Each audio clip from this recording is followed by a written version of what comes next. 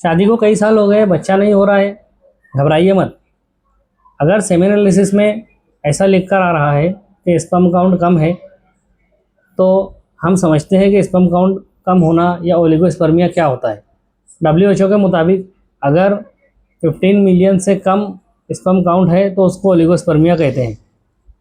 Oligospermia में सबसे बड़ी गलती क्या होती है कि लोग बगैर किसी डायग्नोसिस के सिर्फ ताकत की दवा लेना शुरू कर देते हैं, जबकि ओलिगोस्पर्मिया यानी कम स्पर्म काउंट के पीछे बहुत सारे रीज़न है, जैसे हार्मोन्स, वेरिकोसील इन्फेक्शन या बहुत ज़्यादा हीट एक्सपोजर। बहुत सारी रिसर्चेस में ये साबित हुआ है कि ओलिगोस्पर्मिया के केसेस के पीछे का रीज़न हार्मोन इम्बैलेंस या ऑक्सीडेटिव स्ट्रेस होता है, और इसका टेस्ट जिससे ये मालूम होता है वो सेमेन एनालिसिस होता है। यूनानी मेडिसिन में इलाज में सिर्फ ओलिगोस्पर्मिया की रिपोर्ट नहीं देखी जाती, बल्कि एक डिटेल एग्जामिनेशन और हिस्ट्री टेकिंग के ज़रिए से ओलिगोस्पर्मिया के रूट कॉज तक पहुंचने की कोशिश की जाती है।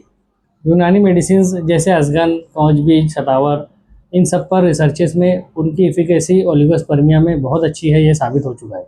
यूनानी दवाओं के साथ में जब हम मरीज़ को लाइफस्टाइल इम्प्रूवमेंट का कहते हैं, जैसे कि रात में देर तक जागने से मना कर देते हैं, स्मोकिंग बंद करवा देते हैं और फास्ट फूड का इस्तेमाल बंद करवा देते हैं, तो इससे पेशेंट का इम्प्रूवमेंट बहुत फास्ट हो जाता है।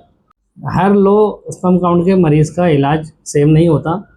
हर एक का मिजाज और उसकी रिपोर्ट देखकर उसके लिए एक स्पेशलाइज्ड मेडिसिन बनाई जाती है जो कि उसके लिए परफेक्ट होती है।